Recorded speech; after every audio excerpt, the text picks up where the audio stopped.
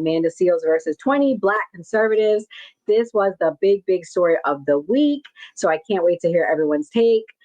Also, shout out to the new party because Pastor Jordan Wells, who has been on our show a few times, made the cut. So we're going to play his clip. But first, we're going to talk about Amanda's attitude because from the tea I'm hearing is Miss Amanda was a mess. Let me play this clip. This is showing her attitude and we'll talk about it.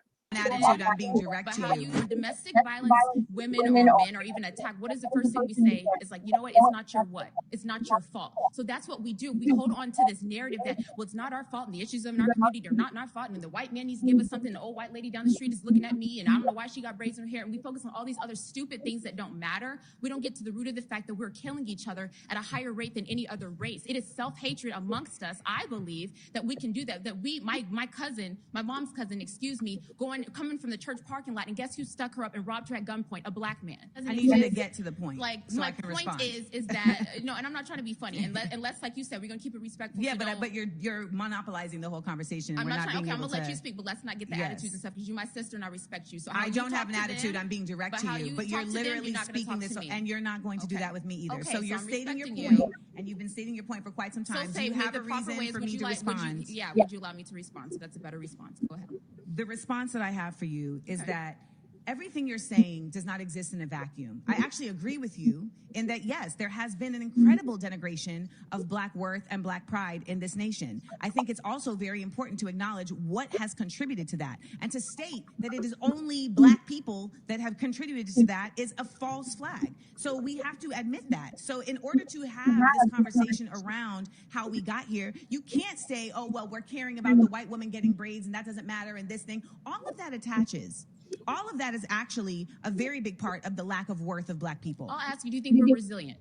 What does resilience mean to you? Do you think we have to be perpetual victims, or do you think that Black people are resilient? I think that those are two different conversations. I think that the concept of Black people being victims is really trying to not provide accountability to where the root problem for the actual cause is. And if we keep saying that somebody is a victim and that doesn't mean that the other person should have to actually have accountability, then what are we really doing? Oh man, Kamal, what do you think about that first clip?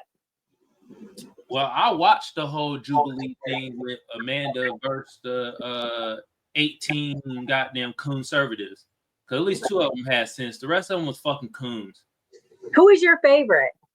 Who was my favorite coon? Yeah. Probably Uncle Ruckus. At least he's funny. The Who's Uncle Ruckus? From the Boondocks. That you ain't never watched the Boondocks, or? I know, but which one was he? He wasn't on the panel. I wish he was. At least he got comedy. The rest of them coons just saying a bunch of babble. That there were two conservatives on there that had sense. Who were the two that had sense? I'm asking you. The one I felt that was being genuine was the dude that had the 70s mustache. He said he was from Dago. He looked like he was from the 70s, the way he was dressed. And then there was like another woman that was asking like genuine questions and having kind of a debate. The rest of them on there, I ain't gonna lie to y'all. I keep telling y'all that I think most of these Black conservatives is grifting, right? And all felt like they're performing. It just felt like a performance and grifting. So with that clip being said, who do you think won, Kamal? Do you think she won, or do you think they beat her?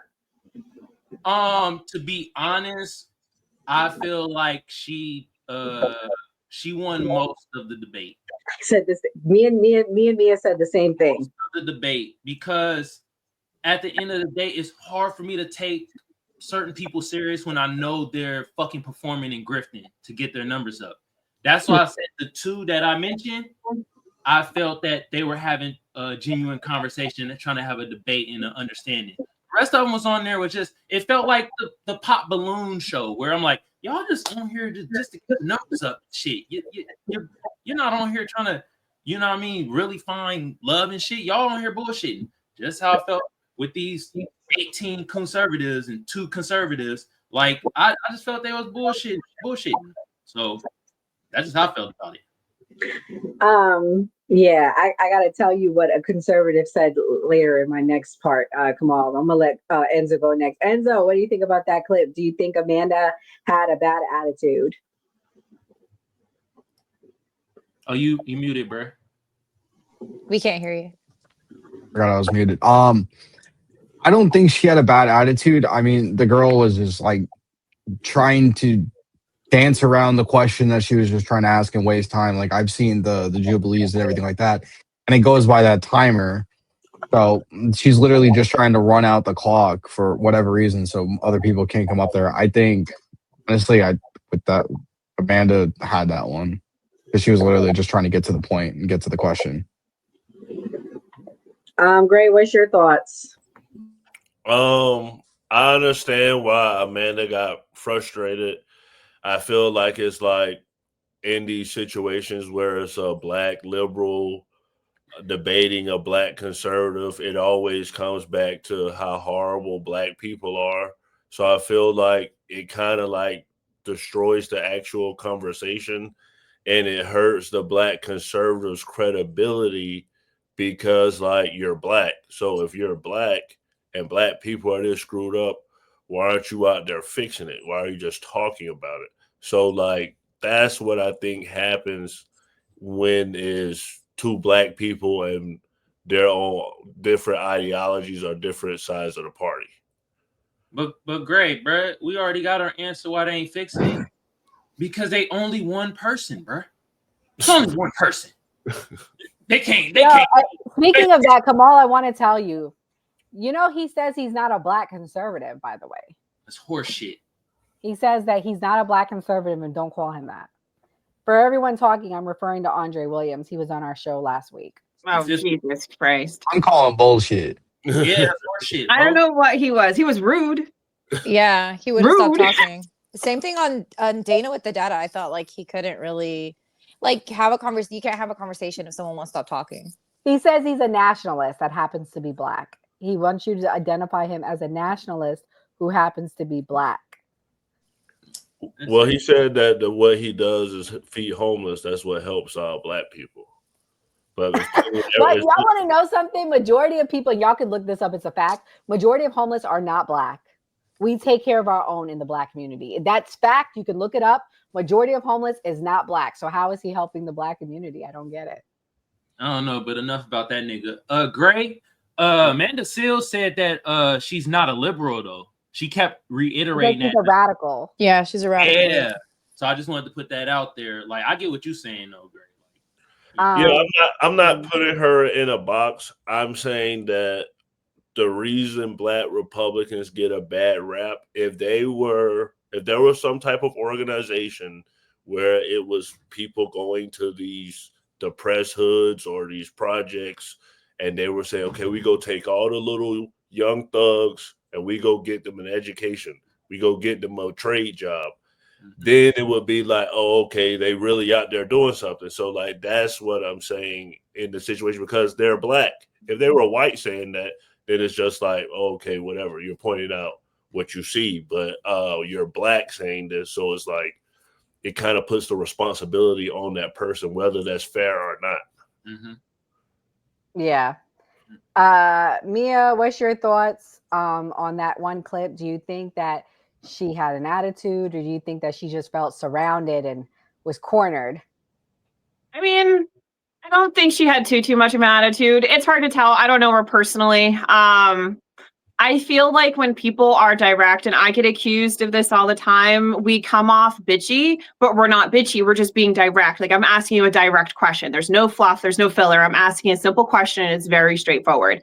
So like, I kind of understand where she was coming from in that sense, because as you guys have stated, there is a clock. And it isn't fair for one person to tell a long melodramatic monologue story and run out the clock so other people can't get a chance. And she doesn't actually get a chance to debate other people. So I don't think she was too bad. I thought she had more of an attitude with a different participant than with that particular participant. And I feel I'm glad in the beginning that she kind of gave a little bit of summary to her radical views, because there's just so many terms: conservative, nationalist, radical, liberal, leftist, Republican, Democrat. There's like so many things that people have to memorize. So I was kind of glad that she gave a little bit of an overview of her belief system. Facts. Skeptic, what do you think? How you think she did? You think she cooked them, or do you think she represented the radicals? I think she definitely cooked them. And I'll say this, the same thing with Andre. Where the Black conservatives go wrong is where they cannot acknowledge that systemic racism existed, being that we had Jim Crow, redlining, we had white flight, we had, like actual systems that upheld white supremacy to cause oppression to the Black community. The fact that you can't admit that shows me you're disingenuous, and we can't have, that's why she was like, I didn't know that it was going to be this ignorant, because we can't even begin to have a conversation when we have the facts. Like, I'm telling you with empirical data that, white people bombed Black Wall Street in Tulsa, Oklahoma. I'm telling you that they bombed Rosewood. I'm telling you that they bombed Philadelphia. Like, there's no questions being asked. This is factual. And the fact that you're telling her that that's not real. One of the guys was like, I don't believe redlining was real. Like, what are you talking about? We have people that were doing here in Texas. There's a lady that was a regional. She was doing giving appraisals for houses. Literally told us, if you decide to sell your house, take off all of your pictures, because anyone who's not white and they see that your home, the pictures on there is a family that's not white, it will bring down the value of your house. So for you to say that there is still not a system that is echoing, supremacy thoughts and systems in America, it just shows how disingenuous they were. And that's why they looked so ignorant. I was watching it. Skeptic, I want to apologize. I should have fact checked Andre in the moment, because you were saying a lot of things, but I could not take it. Skeptic was cooked him last week. And again, this is what they do. They refuse to at least acknowledge history. And that's my problem with some of these conservatives, I to be honest with you. Yeah.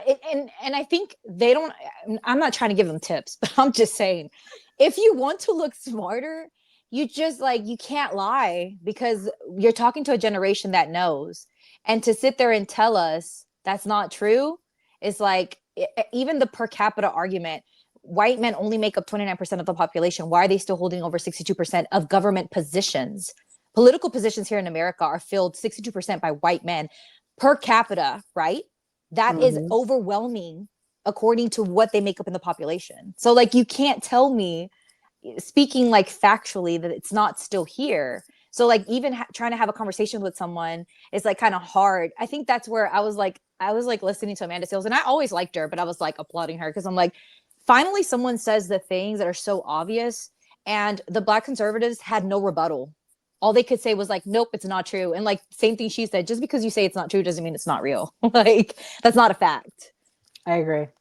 Before we move on, can I say something too that I noticed, and that I'm sure Amanda clocked and we all clocked immediately, is there's two types of Black conservatives. Ones that are grifters, and you notice they never say mine, our, us. They never say mine, our, us. When they're referring to our community, it's never our community, my community, us as a whole. They always say Black people. They never say that. And I'm sure Amanda clocked that real quick, and I do too. And that's how I can tell when some people are more genuine than others, because it's never my community needs improvement. We need to bring ourselves up. We need to work on this. It's always Black people need to do this. And it's well, you're Black too. Julio says we. I give him that. Yeah, he was one of the only ones that said we. He said our community. He included himself in that.